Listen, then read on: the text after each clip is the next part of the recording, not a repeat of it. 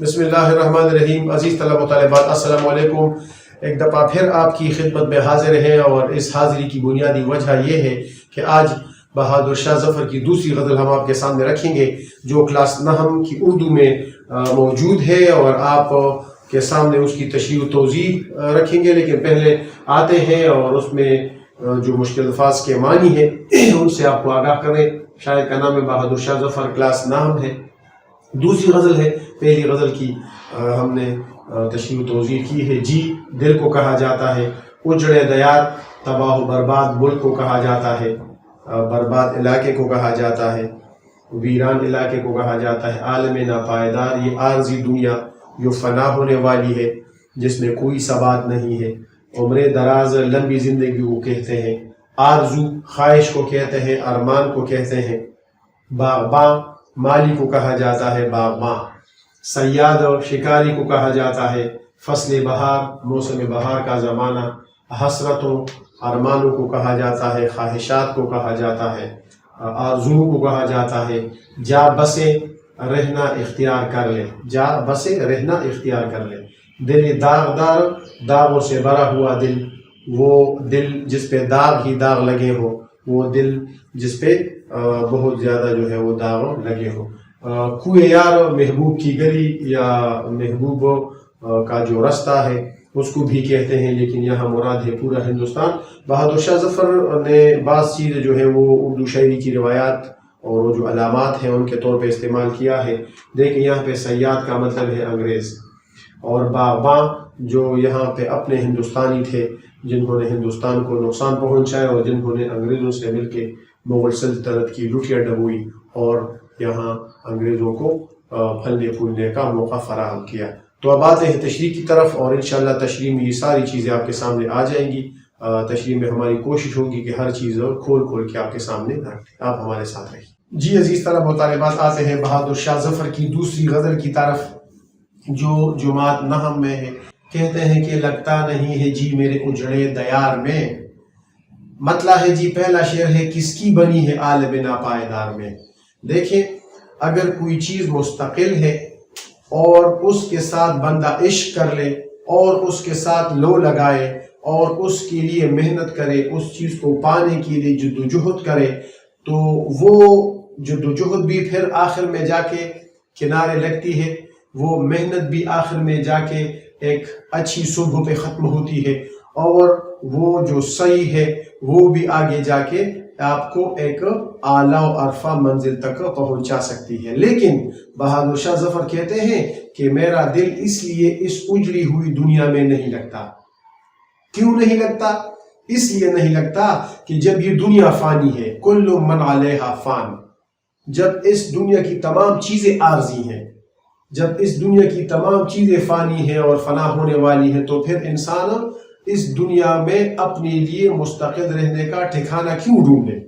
اس دنیا کے لیے پھر انسان اتنی محنت کیوں کرے؟ اس دنیا کے کسی چیز کو پانے کے لیے انسان شب و روز جو ہے اپنے آپ کو کیوں کھپائے؟ کس کی بنی ہے عالم ناپائیدار میں؟ کیا آپ مجھے کوئی ایسا انسان بتا سکتے ہیں جو اس ناپائیدار زندگی میں مطمئن ہو، جو اس ناپائیدار زندگی میں خوش و خرم ہو، جس کا اس فنا ہونے والی زندگی میں کوئی غم نہ ہو؟ جب ہر انسان غم میں مبتلا ہے، جب ہر انسان دکھی ہے، جب ہر انسان کا کوئی نہ کوئی ٹینشن ہے، جب ہر انسان کا کوئی نہ کوئی مسئلہ ہے، تو پھر میں ایک اکیلی ذات والا کیوں جو ہے اپنے آپ کو ہلکان کروں؟ میں اس دنیا سے لو لگانے کی بجائے، اس دنیا سے محبت کرنے کی بجائے، اگر دوسری طرف اللہ سے رجوع کر لوں، اللہ کی طرف جاؤں، اللہ نے جو رستہ، حضور صلی اللہ علیہ وسلم کا جو رستہ ہے وہ میں اپناؤں، تو پھر کیا بنے گا؟ جو ہماری دوسری دنیا ہے، جو ہمارا دوسرا رستہ ہے، اس میں ہم جو ہے کامیاب اور سرخرو ہوں گے۔ تو اس وجہ سے اس دنیا سے لو لگانے، اس دنیا میں وقت فضول کاموں میں صرف کرنے، اس دنیا کی دولت، اس دنیا کی کار کوٹھی بنگلے اور اس دنیا کے حسن کے پیچھے بھاگنے سے بہتر یہ ہے کہ انسان اپنے لیے ایک مستقل اور ایسا وظیفہ تلاش کرے جو انسان کو دنیا و آخرت دونوں کی بلندیوں تک پہنچا سکتا ہے، دونوں کی اعلی و عرفہ منزل تک انسان پہنچا سکتا ہے۔ کس کی بنی ہے عالم ناپائیدار میں؟ دیکھیں سوال یہ نشان ہے، استفہام ہے، کس کی بنی ہے؟ آپ مجھے کوئی ایسا بتا سکتے ہیں جس کی عالم ناپائیدار میں بنی ہو؟ بالکل کسی کی بھی نہیں بنتی۔ عالم ناپائیدار بہت سو کو جو ہے گرا دیتا ہے، بہت سے عروج کو آج زوال ہے اور بہت سے زوالوں کو کل جو ہے وہ عروج نصیب ہو سکتا ہے۔ تو مطلب بڑا جاندار ہے، خوبصورت شعر ہے۔ کہتے ہیں کہ لگتا نہیں ہے جی میرے اجرے دیار میں، کس کی بنی ہے عالم ناپائیدار میں۔ دوسرے شعر کی طرف آتے ہیں، اور عام طور پہ کہا جاتا ہے کہ یہ سیماب اکبر آبادی کی غزل کا ایک شعر ہے۔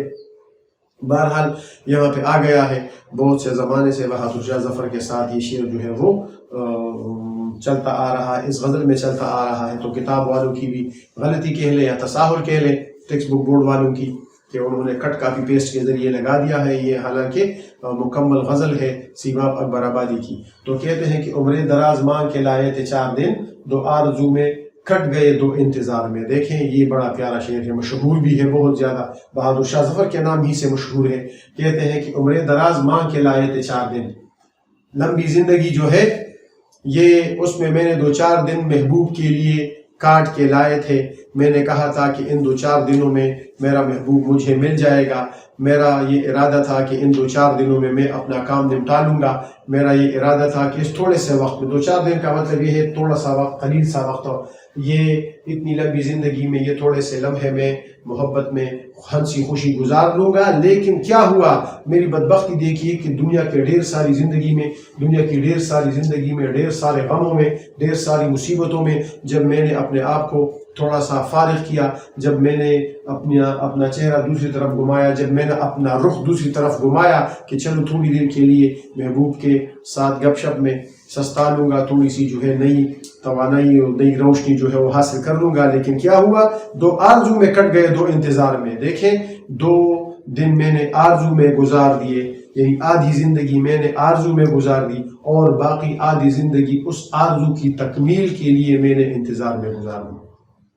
ایک تو اتنی بڑی دنیا میں جو لوگوں کی لمبی لمبی زندگیاں ہیں، میری زندگی ایک تو مجھے قلیل زندگی ملی، مجھے 2-4 دن مل گئے، سینکڑوں سال کسی کی عمر ہوتی ہے، کسی کی 200 سال ہوتی ہے، یہ دنیا جو ہے وہ تو کروڑوں اور لاکھوں سالوں سے آباد ہے۔ لیکن بہادر شاہ ظفر کہتے ہیں کہ میری بدبختی دیکھیے، میری بدنصیبی دیکھیے کہ میں اتنی ڈھیر ساری زندگی میں 2-4 دن میں نے جو ہے کاٹ کے لائے تھے، 2-4 دن میں نے خواہش ظاہر کی تھی، 2-4 دن میں نے امید ظاہر کی تھی، لیکن وہ 2-4 دن بھی بیکار گئے۔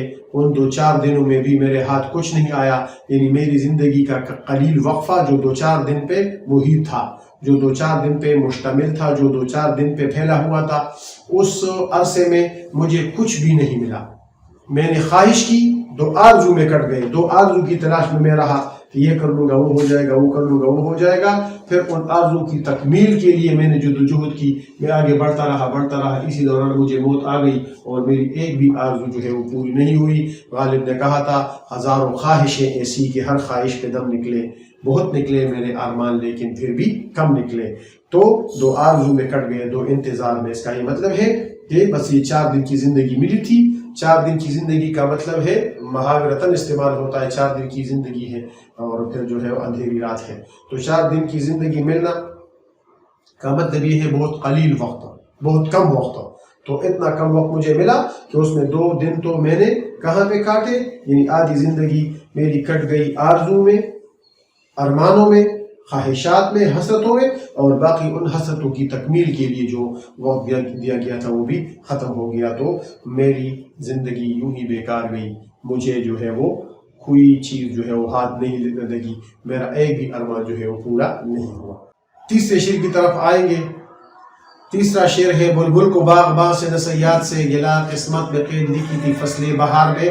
یہ دیکھیں بڑا بلیغ شعر ہے، اور بلبل یہاں پہ اگر بہادر شاہ ظفر کو سمجھ لیا جائے، شاعر کو سمجھ لیا جائے، باغباں یعنی یہ جو ہندوستان کے رہنے والے تھے، جو رکھوالی کرتے تھے، باغ کی رکھوالی کرتے تھے، اور صیاد جو شکاری تھے، جو ہندوستان کے باہر کے لوگ تھے، انگریز تھے اور دوسرے لوگ آئے تھے اغیار، تو کہتے ہیں کہ میری ان سے کوئی شکایت نہیں ہے۔ الفاظ دیکھیں، استعارے دیکھیں کہ بلبل جو ہے یعنی شاعر، یا ایک بلبل جو ہے اس کو کوئی گلہ نہیں ہے، صیاد سے بھی اس کو گلہ نہیں ہے، اور باغباں سے بھی اس کو گلہ نہیں ہے کہ باغباں اور صیاد نے مل کے مجھے شکار بنانے کے لیے ایک سازش کھیلا اور اس سازش میں پھنس گیا، اس سازش کا میں شکار ہو گیا۔ لیکن یہاں پہ کہتے ہیں قسمت میں قید لکھی تھی فصل بہار میں، یہ تو موسم بہار کے زمانے میں میری قسمت میں قید ہونا لکھا تھا کہ میں ضرور قیدی بنوں گا، اور اس قیدی بننے کے بعد مجھے رنگون بھیج دیا جائے گا۔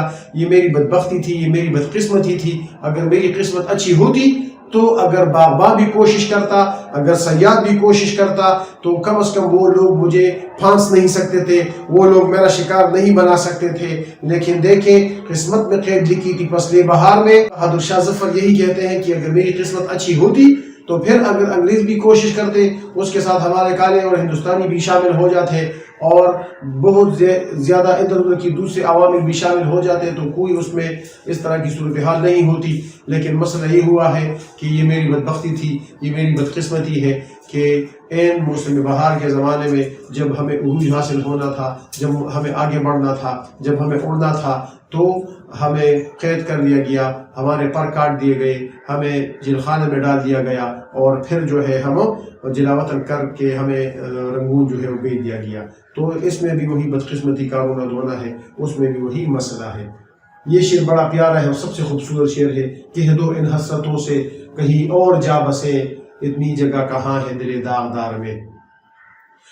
دل داغدار ہے، مکمل طور پہ جدائی کے داغ بھی لگے ہیں۔ بہادر شاہ ظفر کہتے ہیں محبوب کے جو ظلم و ستم ہے اس کے داغ بھی لگے ہیں، ہندوستانیوں کی جو بے وفائیاں ہیں اس کے داغ بھی لگے ہیں، تو مکمل طور پر میرا داغوں سے مکمل طور پر بھر گیا ہے۔ تو کہتے ہیں کہ اب اس دل میں ارمانوں کا رہنا، ارمانوں کا یہاں آ جانا اور قیام کرنا جو ہے یہ ممکن نہیں ہے۔ دیکھیں ارمان اور خواہشات اور حسرتیں وہاں رہتی ہیں جہاں ان کو سکون حاصل ہو، لیکن میرا دل چونکہ پہلے سے بھرا ہوا ہے زخموں سے، ان زخموں سے خون رستا ہے، ان زخموں میں پیپ جو ہے وہ بہتا ہے، تو اس طرح کی صورتحال میں اب میرے دل میں وہ تمام حسرتیں، وہ تمام خواہشات، وہ تمام آرزوئیں وہ مکمل طور پر اب میرے دل سے نکل جانی چاہیے، کیونکہ اب میں مرنے کے قریب آ گیا ہوں۔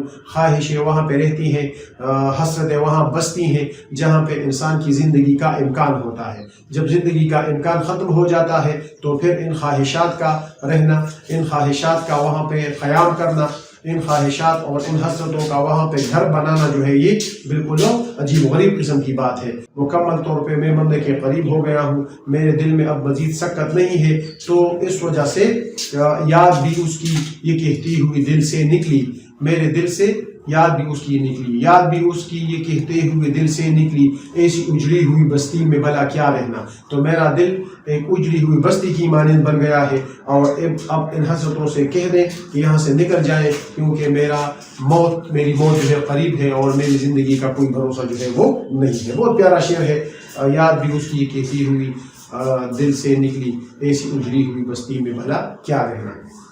آخری شعر کی طرف آتے ہیں۔ کتنا ہے بد نصیب ظفر دفن کے لیے، 2 گز زمین بھی نہ ملی ہوئے یار میں۔ یہ شعر جو ہے یہ بہادر شاہ ظفر کی ساری شاعری اور ساری زندگی کا حاصل ہے۔ سب جانتے ہیں کہ بہادر شاہ ظفر کے ساتھ کیا سلوک کیا، انگریزوں کے ساتھ انہوں نے معاہدہ کیا، بخت خان روہیلہ کو انہوں نے چھوڑ دیا، ان کی جو جنگ آزادی تھی اس سے بہادر شاہ ظفر نے لا تعلقی کا اظہار کیا۔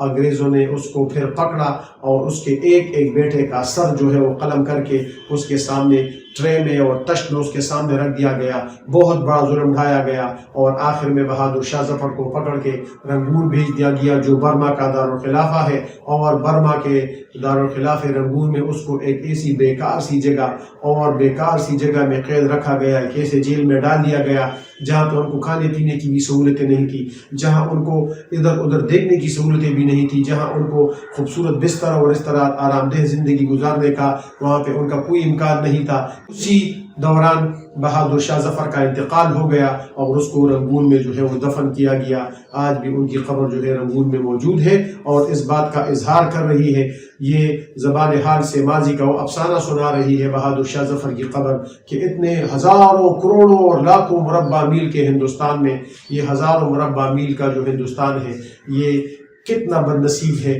وہ بادشاہ جس نے ایک عرصے تک اس پہ حکومت کی تھی، لیکن اس بادشاہ کو وہاں پہ رہنے کے لیے جگہ بھی نہیں ملی۔ یہ ہوتی ہے ایک عجیب و غریب قسم کی صورتحال، یہ ہوتی ہے ایک ایسی چیزیں جب آپ ہوش کے ناخن نہیں لیتے، جب آپ لڑنے اور جہاد کرنے سے کتراتے ہیں، جب آپ آگے بڑھنے سے کتراتے ہیں اور مسلسل بیک فٹ پہ جاتے ہیں، مسلسل بیک فٹ پہ جاتے ہیں، تو پھر باہر کی قوتیں آتی ہیں، اسی طرح مسلمانوں کی سلطنتیں ختم کرتی ہیں، اسی طرح مسلمانوں کی تحقیق کرتے ہیں، اور اسی طرح تباہی بربادی، اور یہاں تک کہ پھر آپ کو رہنے کی جگہ تک جو ہے اپنے ملک میں نہیں ملتی۔